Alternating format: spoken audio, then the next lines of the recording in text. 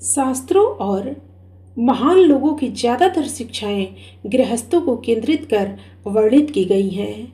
सुखी दाम्पत्य जीवन और खुशहाल परिवार के लिए आवश्यक है कि एक दूसरे का सम्मान करें तथा झुकना व सहना सीखें।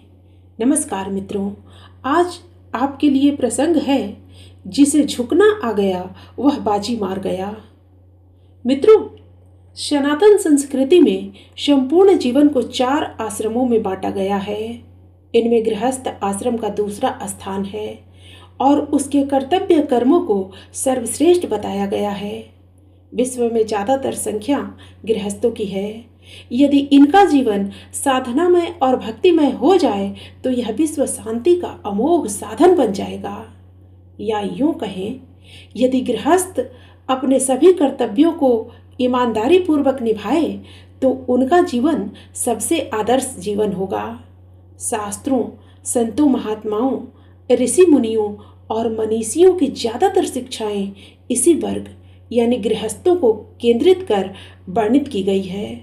वस्तुतः सुखी और शांत जीवन का आधार तो प्रेम ही है।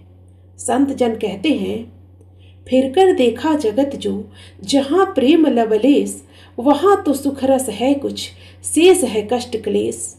मित्र बंधु संबंध में स्नेह सूत है सार, प्रेम बिना नीरस सभी अपना पर संसार।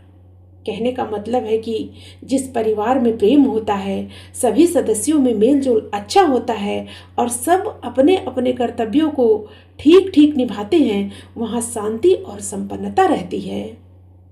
एक महिला बहुत बड़े संत की शिष्या थी। वह अपने नवविवाहित पुत्र और बहू को संत जी से आशीर्वाद दिलाने ले गई। सबने संत को प्रणाम किया और बैठ गए। लड़का उच्च श्रृंखल स्वभाव का था। उसकी साधु संतों और धर्म कर्म में आस्था नहीं थी। वह भगवान और धर्म का मखौल उड़ाता था तथा साधु संतों को समाज पर बोझ समझता था। बेटे के स्वभाव से दुखी माने संत जी से प्रार्थना की, गुरुदेव कृपया आशीर्वाद दीजिए ताकि मेरे बेटे की उदंडता दूर हो जाए और सन्मार्ग पर चलने लगे। यह आज आपके पास भी बड़ी मुश्किल से आया है। मेरे कहने से नहीं बल्कि पत्नी के कहने पर आया है। संत ने पूछा, बेटा तुम्हारे कितने हाथ हैं? लड़के ने कहा, यह भी कोई पूछने वाली बात है, 2 हैं। और पत्नी के?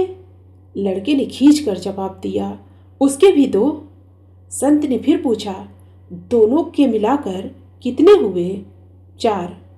संत ने फिर कहा, बेटा पाँव कितने हैं? लड़का क्रोधित हो गया और अधिक झुझलाकर कहा, मेरे 2 मेरी पत्नी के और दोनों के मिलाकर 4। संत ने कहा, शाबाश बेटा, जब पति पत्नी सदाचारी जीवन व्यतीत करते हैं अर्थात धर्मानुकूल चलते हैं तो चतुर्भुज हो जाते हैं, और यदि शास्त्र विरुद्ध दुराचारी जीवन यापन करें तो बिल्कुल पशुवत चतुर्पाद हो जाते हैं अर्थात झूठ, भ्रष्टाचार, चोरी, बेईमानी तथा हेरा फेरी धन तो दे सकते हैं लेकिन शांति नहीं। महाराज ने कहा, बेटा गलत तरीके से एक अर्थ के मिलने पर अनेक अनर्थ भी साथ हो जाते हैं। संत की बात सुनकर युवक के अंदर सनसनी दौड़ गई और हाथ जोड़कर बोला, मैं आपके उपदेश का सदा ध्यान रखूंगा। महाराज बोले, धन्यवाद बेटा। सुखी दाम्पत्य जीवन के लिए एक बात और याद रखना, जिंदगी में झुकना सीखना। जिसे झुकना आ गया वह बाजी मार गया। आज के युग में पति पत्नी के आगे तो पत्नी पति के आगे नहीं झुकती। कहते हैं, हम किस बात में कम हैं? बाद में दोनों कचहरी में मिलते हैं। सास बहू एक दूसरे का सम्मान नहीं करती। बाद में परिवार में कलह होता है। इसलिए यह न सोचे कि झुकना, सहना या विनम्र होना कमजोरी की निशानी है, बल्कि ये तो सूरवीरता और महानता के प्रतीक हैं। मित्रों, फिर मिलते हैं अगली प्रस्तुति में नए प्रसंग के साथ। धन्यवाद।